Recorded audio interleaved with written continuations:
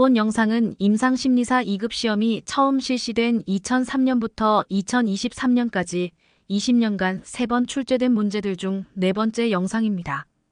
4번째 영상은 자문, 교육, 재활 영역의 문제들입니다. 첫 번째 문제는 자문 과정의 순서를 묻는 문제로 2가지 유형으로 출제되었습니다.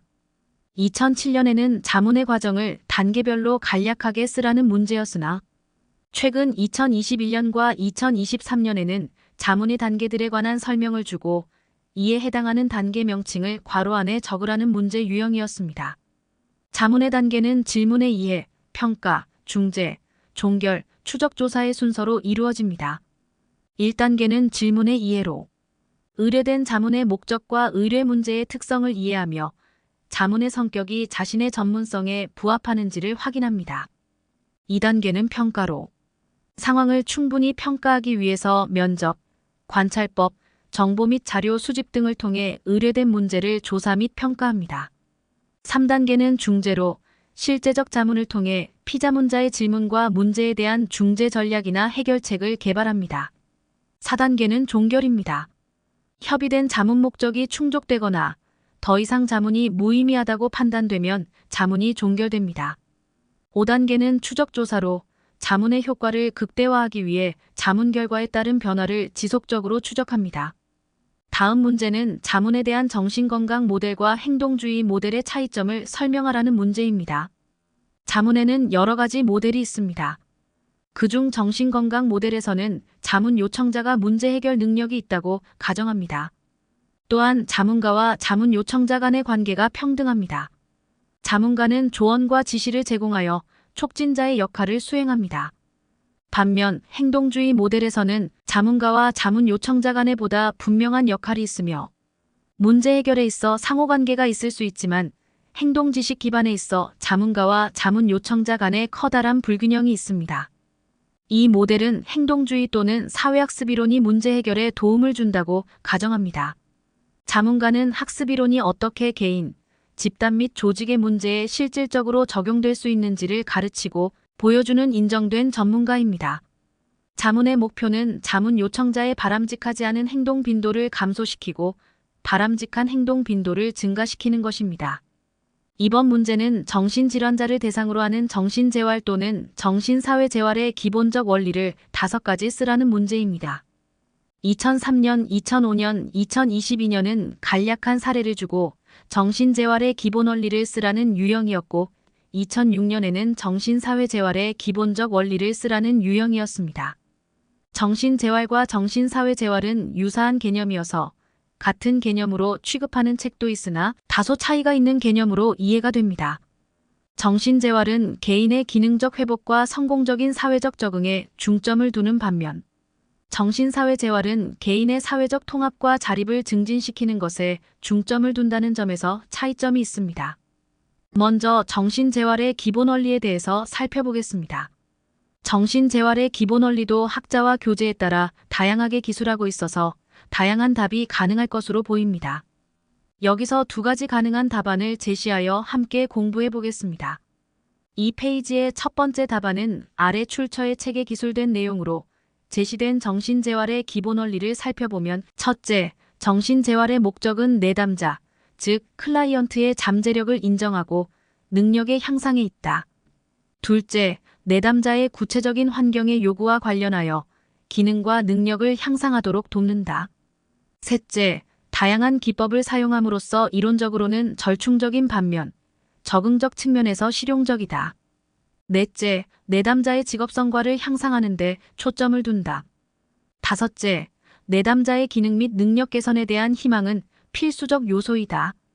여섯째, 내담자의 완전한 독립을 추구하는 것이 아닌 의존성을 신중하게 높이면서 독립적인 기능을 증대하고자 한다. 일곱째, 내담자의 자발적이고 적극적인 참여에 의해 이루어지는 것이 바람직하다. 여덟째, 기본적 개입 방법은 내담자의 기술 향상의 방향과 함께 내담자에 대한 환경적 자원을 개발하는 방향으로 전개된다. 아홉째, 장기적 약물 치료는 재활 개입을 위한 충분 요소가 될 수 없다. 이 중에서 본인이 외우기 쉬운 5가지를 선택하여 기억하시면 좋겠습니다. 아마도 파란색으로 표시된 항목이 외우기 쉬운 내용으로 생각되어 추천드립니다. 이 페이지는 정신재활의 기본 원리에 대한 두 번째 답안입니다. 이 내용은 아래 출처의 책에 기술되어 있는 내용입니다. 앞 페이지의 내용과 유사한 항목도 있으나 다소 다른 관점에서 기본 원리를 기술한 것으로 보입니다. 제시된 정신재활의 기본 원리는 모든 서비스의 개인화, 내담자의 최대한의 참여, 선호, 선택, 서비스 공급자와 서비스 수혜자의 협력관계, 정상화된 지역사회 기반의 서비스, 강점 중심, 상황적 평가, 치료재활 통합, 총체적 접근, 지속적이고 접근 가능하며 협응적인 서비스, 직업재활 중심, 기술 훈련, 환경 수정과 지지, 가족과 협력관계, 측정, 평가, 결과, 지향 중심입니다. 여기서도 파란색으로 표시된 항목들이 외우기 쉬울 것입니다. 두 답안에서 공통적으로 언급된 내용은 내담자의 적극적인 참여, 직업재활, 기능의 증대 등으로 보입니다.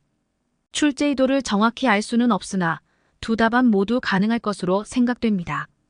여러분께서 하나의 답안을 선택하여 그중 5가지 항목을 외우시면 좋겠습니다. 다음으로 정신사회재활의 기본적 원리에 대해 알아보겠습니다. 정신사회재활의 기본적 원리도 다양하게 기술될 수 있지만 200여 편의 출판물을 요인 분석하여 도출된 13가지 원리가 아래에 쓰여 있는 출처의 논문에 번역되어 소개되어 있습니다. 그 13가지 정신사회재활의 기본적 원리를 살펴보면 첫째, 강점의 강조, 즉 내담자의 병리보다는 강점을 강조한다. 둘째, 개별화된 평가와 보살핌, 욕구 평가와 보살핌은 차별적이다. 각 내담자의 독특한 욕구, 결핍, 환경에 기초한다. 셋째, 지금 여기, 과거의 문제보다 현재를 강조한다. 넷째, 전문가의 열의, 전문가가 매우 열성적이다. 다섯째, 자기결정, 인간은 자기결정의 권리와 책임을 지닌다. 여섯째, 환경적 자원의 활용, 서비스를 위하여 환경 내의 인물과 자원을 동원한다. 일곱째, 정상화, 내담자에 대한 서비스는 가급적 정상적인 환경 내에서 제공한다.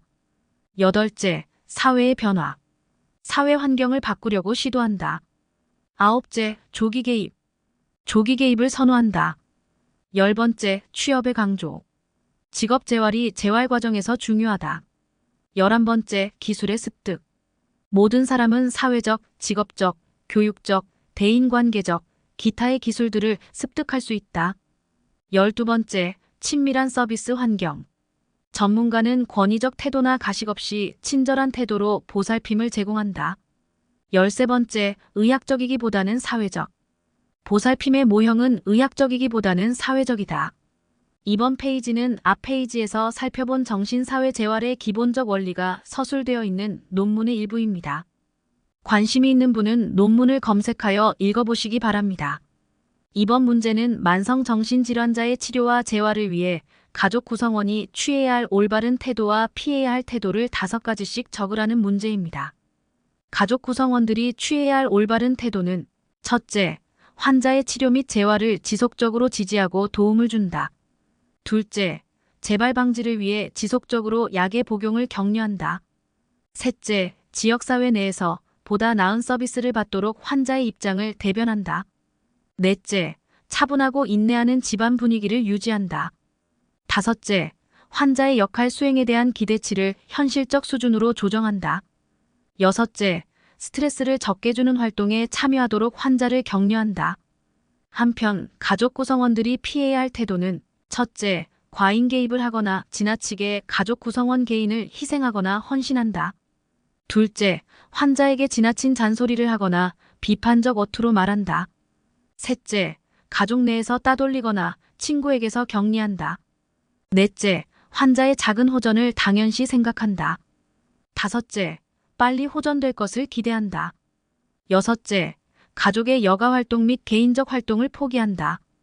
마지막 문제는 만성정신질환자의 약물 치료의 효과를 극대화하기 위한 지침을 5가지 쓰라는 문제입니다. 이 문제는 2004년, 2007년, 2009년에 3번 출제되고 그 이후로는 한 번도 출제되지 않은 문제입니다. 대부분 기출문제가 문제은행식으로 반복 출제되기에 이 문제는 다시 출제될 확률이 높은 문제로 보입니다. 따라서 좀 더 집중하여 공부하시면 좋겠습니다. 약물 치료 효과를 극대화하기 위한 지침은 첫째, 약물 치료와 함께 상담 및 심리 치료 등을 병행한다. 이는 정신질환은 신체적인 측면뿐만 아니라 정신적인 측면도 고려해야 하기 때문입니다. 둘째, 약물 복용 시간, 횟수, 용량 등 약물 처방의 규칙을 준수한다. 셋째, 정기적인 검사 및 행동 관찰을 통해 환자의 상태를 모니터링하고 그에 따라 약물 처방을 조정한다. 넷째, 환자 및 환자 가족에게 약물 치료의 목적, 약물의 특성 및 부작용 등에 대해 교육한다. 다섯째, 환자에게 약물에 대한 자기평가지를 작성하도록 유도하며 약물 교육 모임 등에 참여하여 정보를 입수하도록 한다. 여섯째, 약 복용을 기피하거나 약 복용 여부가 의심스러운 환자의 경우 다른 방식의 약물 처방을 고려한다.